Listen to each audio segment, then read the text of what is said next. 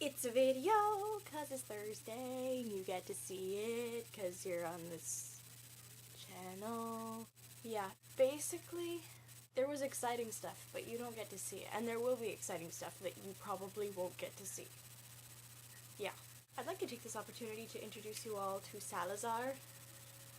He is my my not so new iPod. First I was like, I'll name him Fifth, after the Fifth Doctor, right? Peter Davison? And then I was like, no, because Salazar sounds better. So he's named after Salazar Slytherin. Even I, as a Slytherin, must say, not the best person to name an iPod after. You don't get to have cool people who have cool names. They have to be awful people with cool names. It just doesn't work any other way. Have you noticed that, like, all the bad guys in Harry Potter have amazing names? Even Tom Riddle's a pretty good name. I would name my son Tom Riddle. You know, like a middle name, if I... Not, I mean, I wouldn't now, because he's Voldemort, and that isn't right, but, you know, it's a good name. And Lucius is a cool name, and, I guess Draco isn't the most amazing name in the world, but Narcissa's nice, and except it obviously implies narcissism, and Bellatrix is a nice name, and Sirius is a nice name, but we all knew Sirius was a nice name. I saw Robin Hood. It was really good. It was better than I expected it to be. I thought it was going to be good anyway. And, but I have this issue, you know, with 40-year-old actors playing, like, 20-year-old characters, and I'm giving them the benefit of the doubt by not making it historically accurate, because if it was historically accurate, Robin Hood might be 20, but Maid Marian would probably be like 13.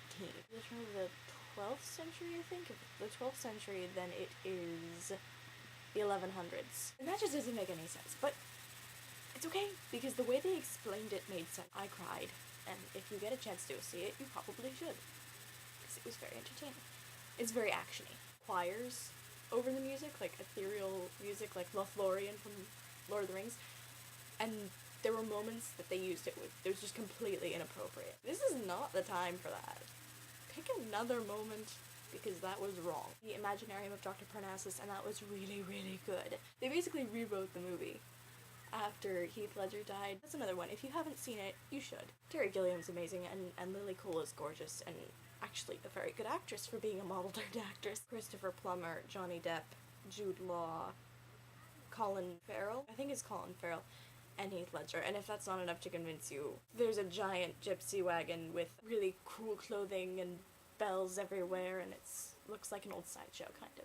And then if any of you know who Tom Waits is, he plays the devil, so that's cool too. I will tell you one last thing. This is my parting fact. I just want you guys to actually learn something from this that isn't related to films. I just finished reading a book, 12 Diseases That Changed Our World, I think it was called, and one of the chapters was on tuberculosis. In the Victorian era, if you had tuberculosis, you were considered more attractive. You became more erotically appealing. It was because you got really, really super thin, and your cheeks got red, and you got really pale. Originally, I had this picture of this beautiful woman, like, on a chaise lounge, coughing up blood, and that was, like, really glamorous looking, and I've always had that perception of tuberculosis, and I partially blame Moulin Rouge for that, because Satine is dying of tuberculosis and she's glamorous, but when they described why the Victorians thought that it looked attractive, I pictured a vampire. Straight up disgusting vampire, like in Van Helsing, the Brides of Dracula, but when they're bat things. It's really super tall, and it was scary. Also, fun fact, I hope you already know that Rent is based on an opera called La Boheme. Mimi in Rent is dying from AIDS. HIV. One of the two, or both. Go hand in hand. Generally people get HIV first, which breaks down your immune system, and then AIDS comes after that, tuberculosis, and it's not a pleasant disease. You're essentially drowning in your own blood. But anyway, back to the main fun fact, because that was not a fun fact.